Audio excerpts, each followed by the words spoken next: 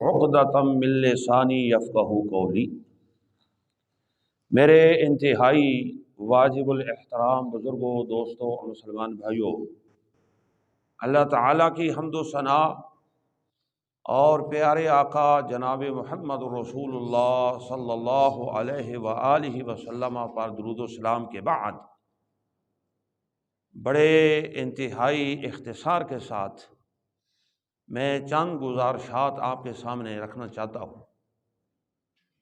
مجھے جب بھی بات کرنے کا موقع اللہ عطا کرتا ہے، میں سوچتا ہوں کہ میں کس موضوع پر، کس عنوان پر، کس ٹاپک پر بات کروں، کیونکہ اس وقت پورا دین ہمارے پاس جو ایک خالص دین آسمان سے آیا تھا وہ ہمیں ادھورا نظر آ رہا ہے۔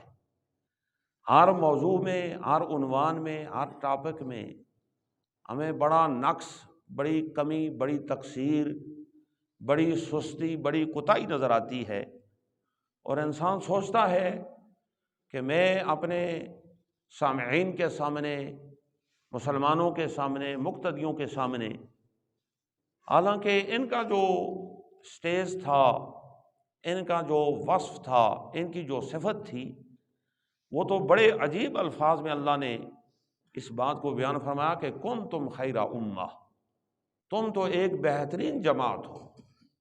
امت محمدیہ صلی اللہ علیہ وآلہ وسلم کو رب العالمین احکم الحاکمین نے خیر امت کے لقب سے ملقب فرمایا، اور اس امت کو اللہ نے وہ اعزاز، وہ احترام، وہ قدر، وہ ویلیو اور وہ حیثیت اور رتبہ عطا فرمایا کہ یہ امت مقتدا امت ہے۔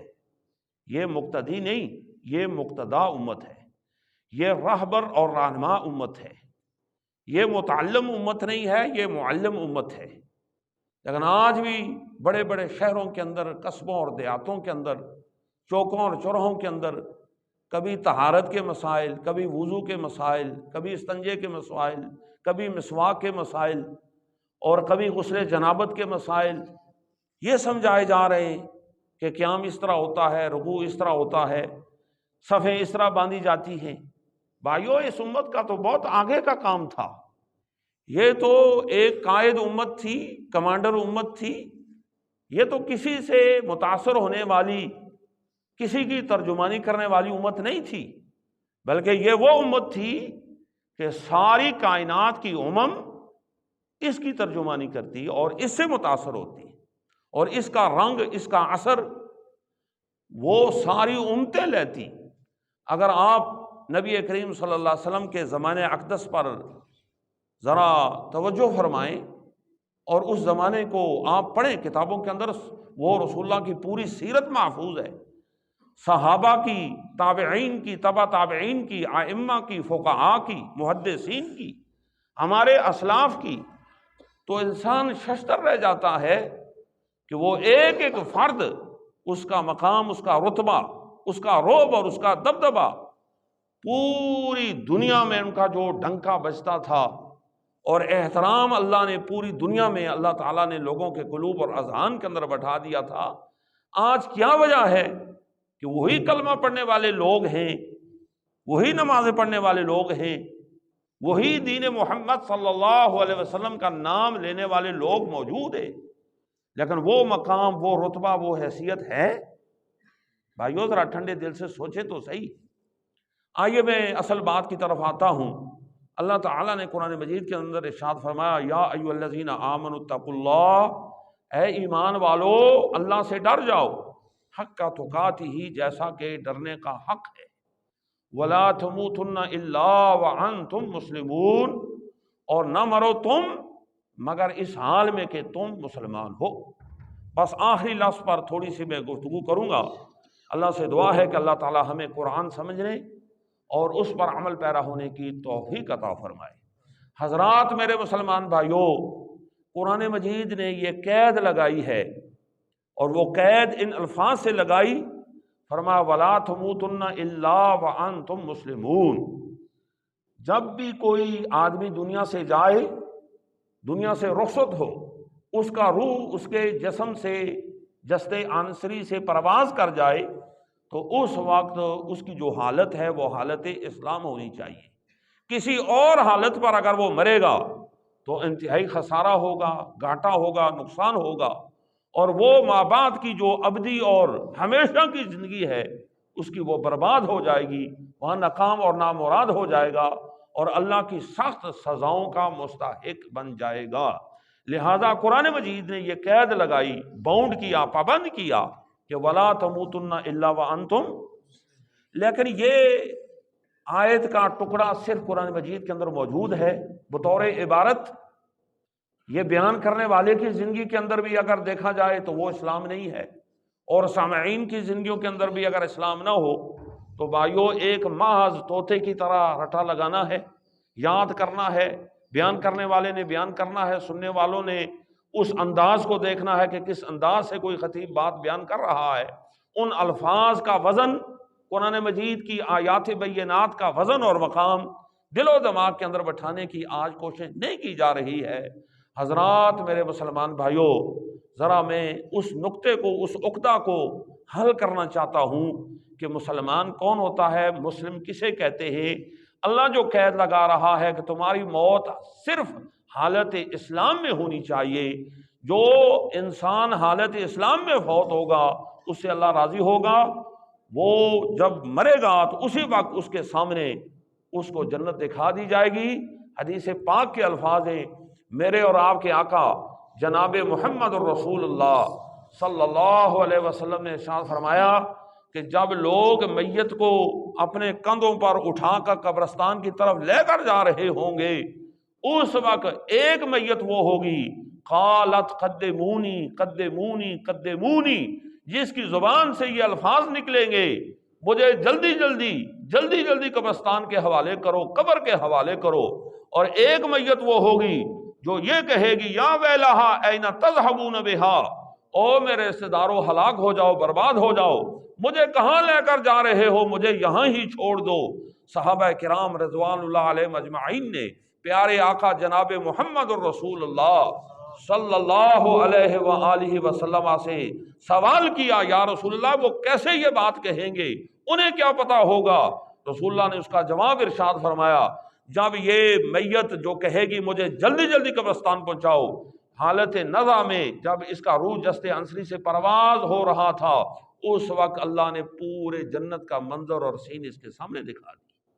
جس نے اپنی آنکھوں سے جنت کو دیکھ لیا، جنت کی بہار کو دیکھا، جنت کی نعمتوں کو دیکھا، وہ کیوں نہ کہے کہ مجھے اگلے جہان میں پہنچاؤ، مجھے اس جہان میں پہنچاؤ۔ ایک مثال دینا چاہتا ہوں کہ ایک دفعہ حضرت بلال حبشی رضی اللہ تعالی عنہ جب دنیا سے جا رہے تھے، جان کنی کا عالم تھا، ان کی زوجہ محترمہ ان کے پاس ان کی اس کیفیت کو دیکھ کر رو رہی تھی۔ انہوں نے پوچھا ماذا یبکی، کہ تو کیوں روتی ہے، رونے کی وجہ کیا ہے؟ اس نے کہا آپ کی جدائی مجھے رلا رہی ہے کہ آج ہمیشہ کے لیے میری آنکھوں سے اوجھل ہو رہے ہیں اور مجھ سے جدا ہو رہے ہیں، اس جدائی اور افتراق پر میں رو رہی ہوں۔ وہ جواب سنیے اور اس مسلمان کا جواب سن کر اپنے اندر بھی وہ ذہن، وہ سوچ، وہ فکر، وہ سینس پیدا کیجئے تاکہ ہم بھی کوئی کسی عمل پر کھڑے ہو سکیں۔ حضرت بلال حبشی رضی اللہ تعالی عنہ نے اپنی زوجہ محترمہ کو جواب دیا، رونے کی ضرورت نہیں ہے، کیا تو اس بات سے خوش نہیں ہوتی کہ میں مرنے کے بعد کل اپنے دوستوں کے نام لیے محمد صلی اللہ علیہ وسلم، سیدنا ابوبکر صدیق رضی اللہ تعالی عنہ، عمر رضی اللہ تعالی عنہ، اپنے دوستوں سے جا کر ملاقات کروں۔ یہ تو ایک ملاقات کا ذریعہ ہے، الموت جسر یاصل الحبیب الی الحبیب، موت تو ایک پل کا کردار ادا کرتا ہے، جس طرح کہ ایک دوست دوسرے دوست کو ملانے کا جو ہے وہ موت اس کا سبب بنتی ہے، جیسا کہ ایک پل ایک جگہ سے دوسری جگہ کو ملاتا ہے۔ حضرت بلال حبشی رضی اللہ تعالی عنہ نے یہ سبق دیا کہ مسلمان کا مرنا حالت اسلام میں ہے۔ وہ مسلمان ہو کر دنیا سے جا رہے تھے، جو مسلمان ہو کر دنیا سے جاتا ہے اس کے لیے تو بشارتیں ہی بشارتیں ہیں، اس کے لیے خوشخبریاں ہیں، اس کے لیے تو اگلا جہان نعمت کے طور پر ہے۔ روضۃ من ریاض الجنہ، اس کی قبر جنت کے باغیچوں میں سے ایک باغیچہ ہوگی، تا حد نگاہ اللہ اس قبر کو کشادہ کر دے گا، وہ یوں سمجھے گا کہ میں ایک وسیع میدان کے اندر رکھا ہوا ہوں۔ حضرات اس کا معنی یہ ہے کہ اللہ اسی بات کی طرف اشارہ فرما رہے ہیں، وَلَا تَمُوتُنَّ إِلَّا وَأَنْتُمْ۔ آپ ذرا غور کرتے ہیں کہ مسلمان کون ہوتا ہے۔ علماء تشریح فرما ہے مسلم کا جو لفظ ہے یہ عربی لغت کا لفظ ہے، اور عربی لغت کے اندر مسلم اس اونٹ کو کہتے ہیں جس کے ناک میں نکیل ہوتی ہے۔ آپ سارے پنجاب کے بڑے بڑے زمیندار، بڑے بڑے ایسے افراد تشریف فرما ہیں جنہوں نے بڑے بڑے جانور رکھے تھے کسی زمانے کے اندر، آج تو وہ زمانہ ہی تبدیل ہو گیا ہے۔ حضرات میرے مسلمان بھائیوں، جس بڑے طاقتور جانور کی ناک میں نکیل ہوتا تھا، چھوٹا سا بچہ بھی اس کو قابو میں کر لیتا، بڑے سے بڑا اونٹ ہو۔ اونٹ کی تشبیہ اس لیے دی کہ سب سے زیادہ طاقتور بڑے جسم والا جانور کون ہوتا ہے؟ اونٹ ہوتا ہے۔ اس کے ناک میں نکیل، اس کو مسلم کہتے ہیں۔ یعنی وہ چھوٹا سا بچہ اس کو کھڑا کرنا چاہے، بٹھانا چاہے، شرقاً غرباً شمالاً جنوباً، جس طرف اس اونٹ کو ہانک کر لے جانا چاہے، کیونکہ اس کی رسی اس بچے کے ہاتھ میں ہے، مالک کے ہاتھ میں ہے۔ تو گویا مسلم اسے کہتے ہیں، ہمیشہ کے لیے یہ لفظ یاد رکھنا۔ یہاں بڑے بڑے کبار علماء ہیں، بڑی تعلیم و تدریس کا عمل جاری و ساری ہے، آپ کو مجھ سے زیادہ ان باتوں کی آگاہی اور آشنائی اور واقفیت ہے۔ اللہ ہم سب کو عمل کرنے کی توفیق عطا فرمائے۔ یہ سبق یاد رکھنا مجھ جیسے ایک مسافر کا، مہمان کا، کہ مسلم کو مسلم اس لیے کہتے ہیں کہ اس کے ناک میں اللہ کی نکیل اور رسی پڑی ہوئی ہے، اور اس رسی کا ایک سرا اللہ کے ہاتھ میں ہے۔ اللہ جیسے چاہتا ہے، جہاں چاہتا ہے، جب چاہتا ہے، اس کو اٹھاتا ہے، اس کو کھڑا کرتا ہے۔ فجر میں اذان ہوتی ہے، وہ بستر سے اٹھ جاتا ہے، آ کر مسجد میں آ کر نماز ادا کرتا ہے، سونے کے وقت سوتا ہے، جاگتے کے وقت جاگتا ہے، عبادت کرنے کے وقت عبادت کرتا ہے۔ جب اللہ اسے کہتا ہے دعوت کے میدان میں ضرورت ہے، وہ دعوت کے میدان میں کھڑا ہو جاتا ہے۔ نماز کی بات ہوتی ہے، صف اول کا نمازی ہے، روزے کی بات آتی ہے، پھر وہ یہ نہیں دیکھتا کہ یہ جون اور جولائی کا خطرناک گرمی کا موسم ہے، شدت کی پیاس ہے۔ نہیں میرے مسلمان بھائیو، اللہ کے حکم کا پابند ہے۔ زکوٰۃ کی بات آتی ہے، وہ یہ نہیں کہتا کہ زکوٰۃ سے میرے مال میں کمی آ جائے گی، وہ زکوٰۃ کا پابند ہے۔ جب حج اس پر فرض ہوتا ہے، وہ یہ نہیں کہتا کہ بڑا طویل اور مدید سفر ہے، میں سفر کی صعوبتوں کو برداشت نہیں کر سکتا، یا کاروبار سے مال کم ہو جائے گا۔ وہ سب کچھ اللہ کے فرض کی تکمیل کے لیے، تعمیل کے لیے پورا کرنے کی بھرپور کوشش کرتا ہے، اس لیے کہ وہ مسلم ہے، اس کے ناک میں نکیل ہے، اور وہ رسی اللہ کے ہاتھ میں ہے۔ وہ اللہ کی منشا پر، اللہ کی چاہت پر، اللہ کی ڈیمانڈ پر، اللہ کے حکم اور امر اور مطالبے پر زندگی بسر کرتا ہے۔ کنٹرول لیس نہیں ہے، بے قابو نہیں ہے، من ماہی من چاہی کی زندگی نہیں وہ بسر کرتا۔ وہ ایسا انسان نہیں ہے جس طرف اس کا جی چاہے، جب اس کا جی چاہے، جیسے اس کا جی چاہے وہ زبان سے کوئی بات کہے، آنکھ سے دیکھے، کان سے سنے، ہاتھ سے کسی پر ظلم کر دے، قدموں سے چل کر کسی کے ساتھ زیادتی کر دے۔ نہیں، اس کی آنکھ اللہ کے حکم کی پابند ہے، اس کا کان اللہ کے حکم کا پابند ہے، اس کی زبان لسان اللہ کے حکم کی پابند ہے، اس کا پورا جسم ظاہری اور باطنی جتنے بھی اعضاء اور جوارے ہیں، حضرات میرے مسلمان بھائیوں، اللہ کے ایک ایک حکم کے پابند ہیں، تب جا کر وہ مسلم کہلائے گا۔ ایک اشارہ دینا چاہتا ہوں، حضرت آدم علیہ السلام کا زمانہ تھا، ان کے زمانے میں ان کے دو بیٹے ایک ہی وقت میں پیدا ہوئے، ایک کا نام ابیل تھا اور دوسرے کا نام قابیل تھا۔ حقیقی بھائی تھے، دونوں کے درمیان جب نزاع، اختلاف، لڑائی جھگڑا پیدا ہوا، قرآن نے پوری منظر کشی اس کی بیان فرمائی ہے۔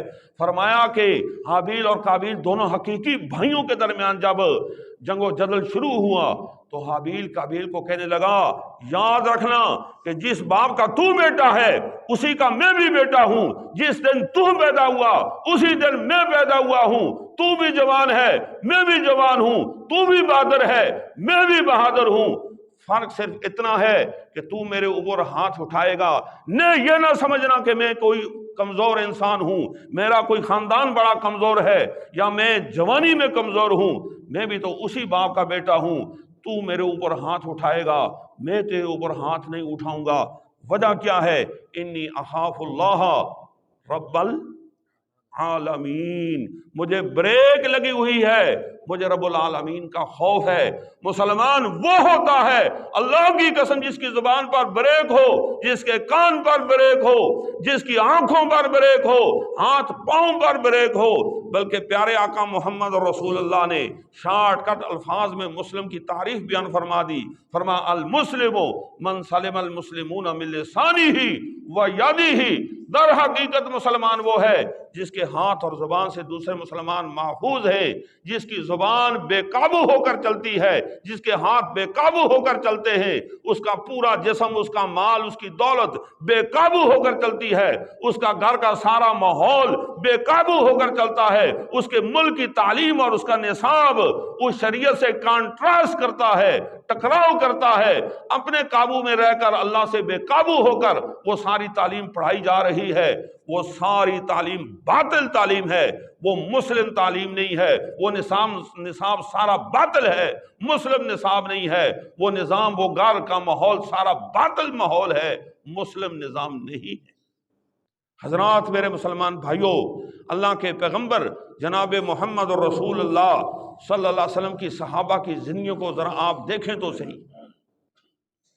جب مسجد میں لوگ آتے، دیکھتے کہ صحابہ مسجد میں نماز میں کھڑے ہیں، متاثر ہوتے کہ یہ کیسے جم کر، پاؤں سے پاؤں ملا کر، قدم سے قدم ملا کر، کندھے سے کندھا ملا کر ایک امام کے پیچھے با جماعت تکبیر اولا کے ساتھ صحابہ نماز پڑھنے والے، صف اول میں قرآن اندازیاں ڈالنے والے، اذان میں قرآن اندازیاں ڈالنے والے، وہی صحابہ جو نماز کے اندر اللہ کے حکم کے پابند ہیں، ان کو جب پیارے آقا محمد رسول اللہ صلی اللہ علیہ وسلم میدان کارزاں کی چوٹیوں پر دعوت دیتے کہ آج اسلام کو تمہارے خون کی ضرورت ہے، اللہ کی قسم وہ صحابہ مصلی کو چھوڑتے، محمد صلی اللہ علیہ وسلم کی اقتداء کو چھوڑتے اور اللہ کے پیغمبر جناب محمد رسول اللہ صلی اللہ علیہ وسلم کے حکم پر، اللہ اور اللہ کے رسول کے حکم پر میدان کارزاں میں جا کر آل و عیال کو چھوڑ کر، گھر بار کو چھوڑ کر، مال و متاع کو چھوڑ کر، دنیا کی جاذبیت اور چاشنی کو چھوڑ کر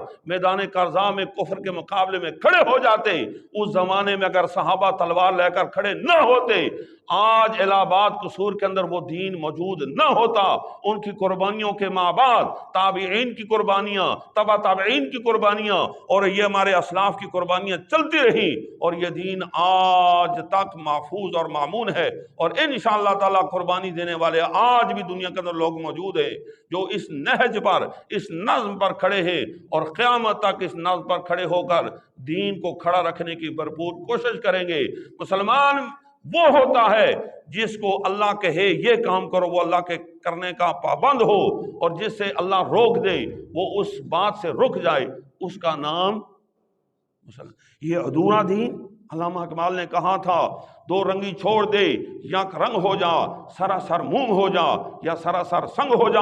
افتؤمنون ببعض الکتاب وتکفرون ببعض، فرمایا کہ یہ کیسے ہے کہ تم کتاب کے کچھ حصے کو تو مانتے ہو، کچھ پر ایمان اور ایقان رکھتے ہو، کچھ کو تو تسلیم کرتے ہو اور کچھ کا انکار کرتے ہو۔ ابھی دوسری رکعت کے اندر جو لفظ آپ نے ہمارے فضیلت و شیخ حافظ شفیق الرحمان صاحب حافظہ اللہ علیہ کی زندگی کے اندر خیر و برکت عطا فرمائے، دیگر علماء کو اللہ ہمیشہ شر و فساد سے اور اسی طرح فتنوں سے محفوظ فرمائے، انہوں نے دوسری رکعت میں یہ پڑھا تھا وَيُسَلِّمُوا تسلیما فلا وربک لا یؤمنون۔ اللہ قسم اٹھا کر کہتا ہے اے پیارے حبیب جناب محمد صلی اللہ علیہ وسلم تیرے رب ہونے کی قسم ہے، لا یؤمنون، یہ ایماندار نہیں ہے۔ یہ کون فتویٰ دے رہا ہے؟ یہ اعلان کس کا ہے میرے مسلمان بھائیو؟ یہ اللہ کا اعلان ہے۔ ہم کہتے ہیں ذرا نرمی کی بات ہو، مدانت کی بات ہو اور اوپر لپٹی چپٹی بات ہو۔ میں عرصہ دراز سے جو ہے وہ ادھر پڑھا رہا ہوں، ایک طالب علم آتا ہے اس کو سبق یاد نہ ہو پھر بھی شاباش دے دے، غلط پڑھتے ہو جیسے پڑھتے ہو، کلیہ ٹھیک ہے یا غلط ہے، تعلیل ٹھیک ہے یا غلط ہے، ناوی صرفی غلطی کرتے ہو ٹھیک ہے، کوئی گرامر کی غلطی کرتے ہو ٹھیک ہے۔ نہیں میرے بھائیو، استاد اور معلم یہ ہوتا ہے جو بہت بڑا ناقد ہو، اس کی نظر ہو کہ یہاں یہ غلطی ہو رہی ہے، فوراً اس بچے کی اصلاح فرمائے۔ باپ وہ ہوتا ہے جو ہر غلطی پر اولاد پر نظر رکھتا ہے، خاوند وہ ہوتا ہے جو ہر غلطی پر بیوی پر نظر رکھتا ہے۔ اگر کھلی چھٹی دی جائے، جیسا کہ آج کل کھلی چھٹی کا نتیجہ ہمارے سامنے ہے، ہمارا جسم اور ہماری مرضی کے نعرے لگائے جا رہے ہیں۔ ہم پھر بھی کہتے ہیں ہم مسلمان ہیں۔ بھائیوں، میں بات کو قریب کرتا ہوں، حضرات میرے مسلمان بھائیوں، یہ جو کیا بات بیان کر رہا تھا، یاد ہے کسی کو؟ یہ اس وقت سوئے ہوئے یا جاگے ہوئے ہیں مسلمان بھائیوں؟ ہیں جی؟ نہیں، کیا بات بیان کر رہا تھا؟ مسلمان تو آخری کون سی بات بیان کر رہا تھا، کوئی یاد ہے آپ کو؟ فلا وربک لا یؤمنون۔ بھائیو یہ نہ سوچنا خدا کے لیے میں واسطہ دیتا ہوں، میں خطیب نہیں ہوں، مولانا صاحب نے اعلان کر دیا میں خطیب نہیں ہوں۔ میں کہتا ہوں ظلم ہے بہت بڑا کہ آج ہم کہتے ہیں اندازے بیان کو دیکھتے ہیں، بیان کو نہیں دیکھتے۔ بزرگوں، میں واسطہ دینا چاہتا ہوں، اس قرآن کی آیات کو دیکھو، رسول اللہ صلی اللہ علیہ وسلم کی احادیث نبویہ کو دیکھو۔ کل وہاں ایک جگہ پر بیٹھا ہوا تھا، بہت مجھے خفگی لگی، فلاں آئے فلاں نہ جائے، تھوڑے لوگ زیادہ ہوں گے۔ بھائیو ایسا نہیں کرنا، ایک ہو کھڑے ہو جاؤ، دو ہو کھڑے ہو جاؤ۔ فرمایا ان تقوموا للہ مثنی و ثلاث و فرادا، ایک ہو، دو ہو، تین ہو۔ یہ نہ کہو کانفرنسوں میں، تب کانفرنس کامیاب ہے، بہت بڑا جلسہ ہو، بڑا کوئی عوامی خطاب ہو، پھر جا کر جلسے کامیاب ہوں گے۔ بھائیو اس امت کی ہم نے خیر خائی کرنی ہے، اس امت کی ہم نے اصلاح کرنی ہے، اس امت کو ہم نے اللہ کے دین پر کھڑا کرنا ہے۔ وَلَا تَمُوتُنَّ إِلَّا وَأَنْتُمْ مُسْلِمُونَ، اس کو حالت اسلام پر کھڑا کرنا ہے، تاکہ حالت اسلام پر جب ان کی وفات ہو اللہ ان سے راضی ہو، اور جن سے اللہ راضی ہو ان کی دنیا بھی کامیاب اور آخرت بھی کامیاب۔ فلا وربک لا یؤمنون پر بات ہو رہی تھی۔ تیرے رب ہونے کی قسم اے محمد صلی اللہ علیہ وسلم، یہ لوگ ایماندار نہیں ہوں گے حتی یحکموک فیما شجر بینہم، یہاں تک کہ تمام اختلافات میں آپ صلی اللہ علیہ وسلم کو حاکم تسلیم نہ کر لیں۔ ثم لا یجدوا فی انفسہم حرجا مما قضیت، پھر نبی آپ فیصلہ کر دیں، یہ آخری بات ہے، پھر آپ فیصلہ کر دیں، قرآن و حدیث کا فیصلہ آ جائے تو پھر ان کے دلوں کے اندر تنگی بھی محسوس کیسے مومن ہوں گے؟ فرمایا وَيُسَلِّمُوا تَسْلِيمًا، جب بات آ جائے اللہ کی اور اللہ کے رسول جناب محمد صلی اللہ علیہ وسلم کی، آنکھیں بند کر کے اس بات کو تسلیم کر لیں۔ منو عن، جتنی بات، جیسے بات، جہاں بات، جب بات اللہ اور اللہ کے رسول کی آ جائے، جو اس کو مانے گا، اللہ محمد صلی اللہ علیہ وسلم کے رب ہونے کی قسم اٹھا کر کہتے ہیں، پھر جا کر مومن ہوگا، وگرنہ وہ مومن ہماری شادیاں، ہمارے ماتم، ہمارا لباس، ہمارا طرز عمل، ہمارا سب کچھ آج کنٹراسٹ کرتا ہے، ٹکراؤ کرتا ہے، مخاصمت اور مخالفت پر امت مسلمہ کڑی ہے۔ ہندو مخالفت کرے تو ججتا ہے، سکھ کھتری، میں جس علاقے سے تعلق رکھتا ہوں وہ علاقہ 1946 کو آزاد ہوا ہے۔ ہمارے آباء و اجداد نے آج بھی شاہ اسماعیل شہید رحمت اللہ علیہ کا جھنڈا اور ان کی تلوار ہمارے گھر کے اندر، آپ کو کبھی آپ آئے، شیخ صاحب آتے ہیں، قاری صدیق صاحب آتے ہیں، حاجی ریاست صاحب آتے ہیں، یہ جماعتیں آتی ہیں انشاءاللہ، آپ نے دیکھا نا وہ جھنڈا، وہ تلوار، اللہ کے فضل و کرم سے بھائیوں، میرے مسلمان بھائیوں، سکھ مخالفت کرے تو اس کا کام ہے مخالفت کرنا۔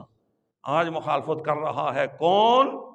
جو نبی کا کلمہ پڑھتا ہے، جو اللہ کو تسلیم کرتا ہے، اللہ کی بات کو تسلیم نہیں کرتا۔ اللہ کو تسلیم کرتا ہے، اللہ کے نبی کی، اللہ کی بات کو تسلیم نہیں کرتا۔